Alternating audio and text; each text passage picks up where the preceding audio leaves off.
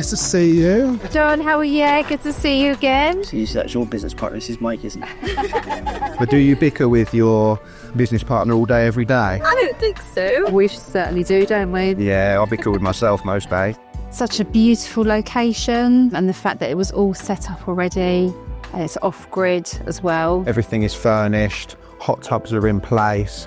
We've even got the tables, chairs, fire pits, bikes. Yeah. We've got the Beehive therapy shed as well. And then even things down to the backup generators, solar powered. Yeah, it's all very well thought through, isn't it?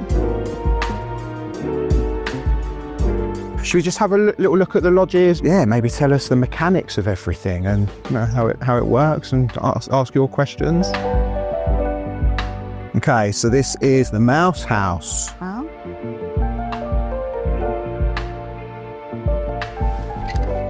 Okay, and the timber's set up for the next guest. Yeah. There's 2 nets, isn't it, that they receive on a complimentary basis. I knew what I wanted. I didn't know how to ask for it or who to ask. So I started doing some research. You've got to have someone that you've got to trust. Then in the black box, is that we've got the kindling here, haven't we? Kindling in there, some matches and stuff like that, is it? Yeah, there's loads. And it's roughly 2 hours to pick the tub, isn't it? Or if you're slow, I mean, really, it's about an hour and 10 minutes. Really, it's amazing, isn't it? Good, isn't it? It's quick. So we're looking at those for maybe Manchester, city centre, but they've got a courtyard garden. And I'm leaning toward wood-fired, yeah. If it only takes an hour, because then you've got to think about getting the electric, the electric from the house and everything. Pushes that electricity bill up as well, doesn't it? And then it's obviously the dropping off the wood you got to consider, and then it's someone cleaning it regularly and emptying it and draining it. Yeah. This is obviously all fed by solar. Let's talk about the benefits of it.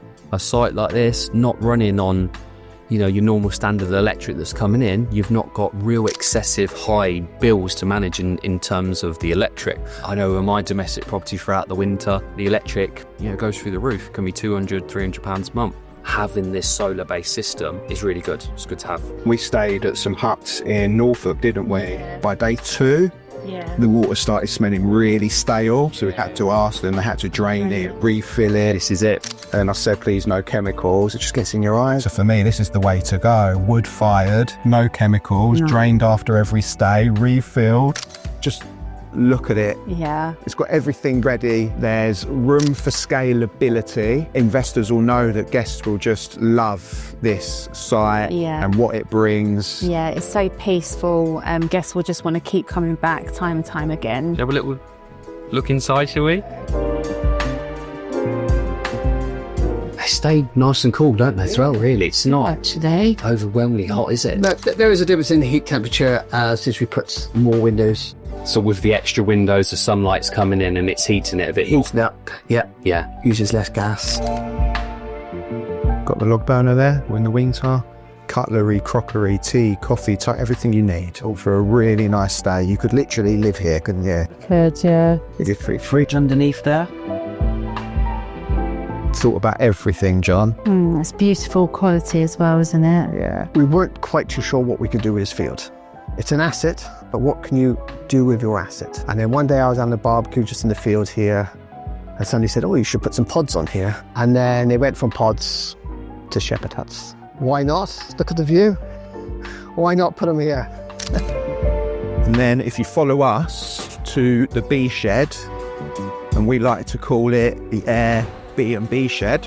So this is for bee frequency therapy, and it basically offers a unique combination of natural healing practices that leverage the vibrations, air quality and sound produced by bees in their hive.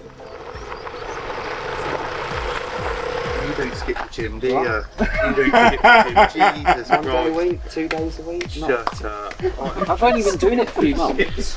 I feel feminine stood next to you. Jesus Christ. You're right, I'm Matt. Hello, Matt, how you doing? Hi, I'm nice to meet Siobhan. you. Siobhan, good to meet you. In terms of names and faces, I'm managing it long term.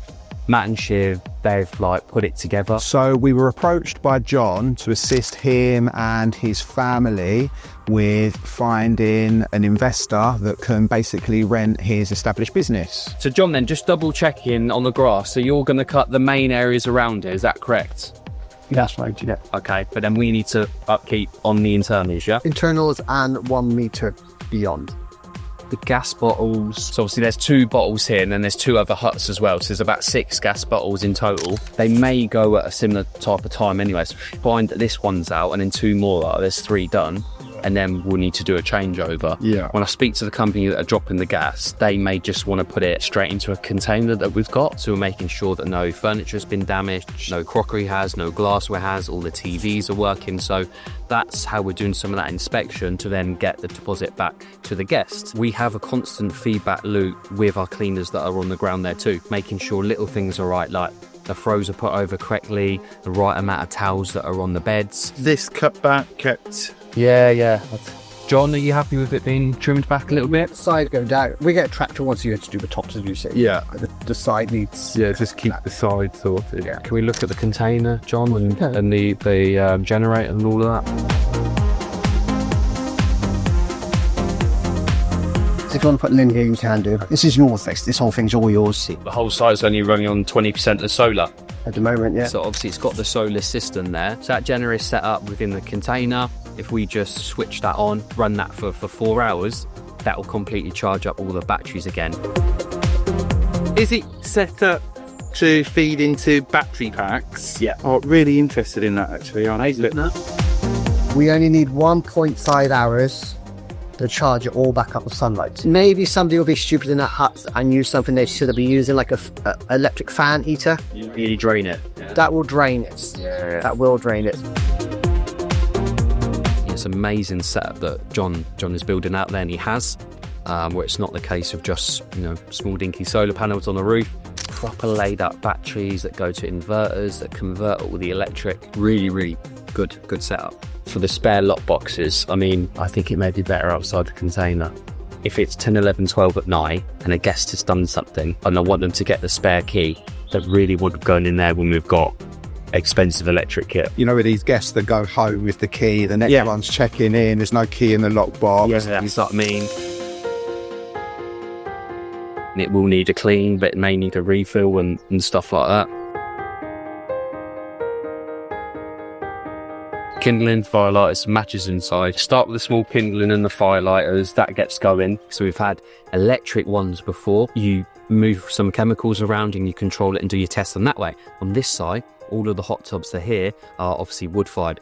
So that brings something else that we need to manage and control. So having a batch load of logs there and some kindling and firelighters, they need to be all on site. Right then guys, so just want to give you a run through video just to help you out with the hot tub in terms of setting that up. This is obviously the back section of it where you will have the main fire really, that will then warm up the water. What we'll probably do is within that container, we'll keep a spare induction of the kettle, use toaster, all the bits like that. One thing ever does go, we can just swap it out. Feed in the power. If it trips, obviously I'll get the guests to go there first to put it back on. Hopefully if we have more problems, then we've got to work out what's going on. Do all of this bit, and the meter. Keep that tidy. That may be a little bit more low maintenance. Right, magic. Cheers, guys. That see you, mate. Thank you. Bye.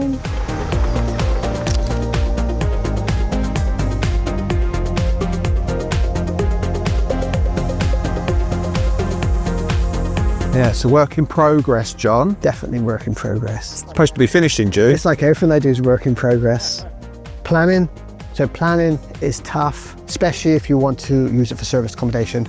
You need full planning. Our hut's got to be a certain size, certain height. Our waste had to go through a treatment plant. So we had lots of hoops to jump through. It took us a long time to go through it. How long's this particular project been going on? This is my second one on here, not the first one, because the first one went on fire. No guests, obviously. We were building it. We were almost completing it. And we had a DeWalt battery left on charge. And about 4 o'clock in one morning, it decided that it wanted to ignite. So that set me back quite a long way, and financially, because it wasn't insured, because it wasn't finished. If it was finished like the other ones, they're insured. This one wasn't insured, so yeah, it wasn't very nice, I've got to be honest.